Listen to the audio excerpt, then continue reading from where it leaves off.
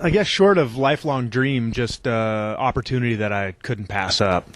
Wasn't paid an hourly wage, but I was paid in having a trip of a lifetime, yeah. Left on August 3rd, back on the 27th, so 24 days.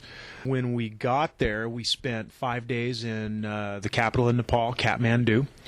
And what we did there was to get to know some university professors. We had 3 days of lectures at the university to get us tuned in to Nepali geology, geography, culture, and current issues facing the Nepali people today. Got to know some graduate students who later would be our research partners and interpreters for individual science projects that we'd developed, that we executed when we got higher up in the mountains.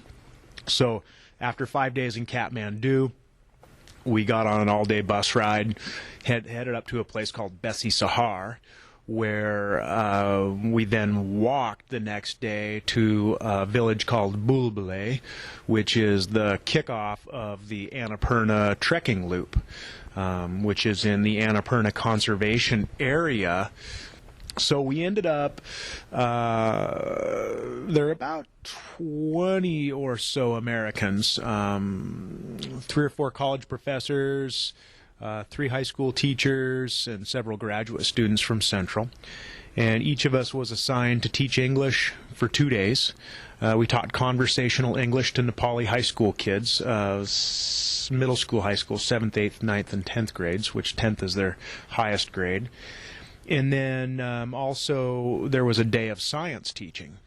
And kind of an interesting experience. The first day we were there, we were talking to the headmaster, just trying to figure out what our role would be, how we would fit.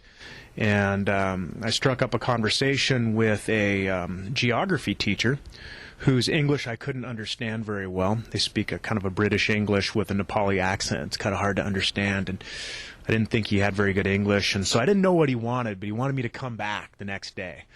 And I thought we were just going to have a meeting, and talk about geography, and instead he leads me over to his class of 9th graders and says, okay, you teach about geography of North America. And so my first experience in a Nepali school was an impromptu lesson of about 45 minutes of the sort of natural and cultural and resource issue geography of North America, which was a very enjoyable thing. I find it challenging to speak at a level where my students here, can understand everything very well, and all of a sudden I was in a situation where, these Nepali kids with English as a second language, really needed things to be very simple. So I drew on the board, and I drew pictures of trees and fish on the board, talking about forestry and dam issues, and just spoke simply and gave them a big picture of some of the things that characterize our continent here. So that was really exciting. And then I spent a couple days teaching English. The 7th grade class had 92 students in a room about half this size room. So about the size of a large living room in a house, average American home, large living room. They had 92 kids crammed in there. They were all elbow to elbow, crammed in, like sardines, and but they were very attentive, very well behaved, incredibly respectful. The kids are all waiting when you walk in. You walk in, they stand up and say, "Namaste, sir." And then they'll remain standing until you tell them to sit down. If somebody's late, they don't enter the class. They stand outside and ask for permission to enter. One of the kids at the end said, what will you remember the most about us?